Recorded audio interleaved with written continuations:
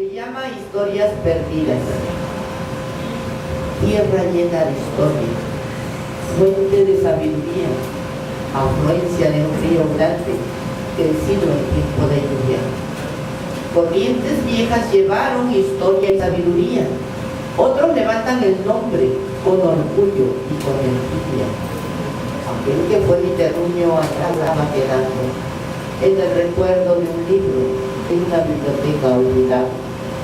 Costumbres y tradiciones han cambiado los de afuera. Nada queda de los hombres, no siembran nada en sus tierras. Se ha vuelto todo cantina, cerveza, baile y orgías. Ejemplos malos enseñan hoy a sus hijos que van llenando sus mentes con esas nuevas costumbres. Respeto, buenos modales se están perdiendo en mi pueblo. Ya no hay sabiduría, ya no escribirán la historia.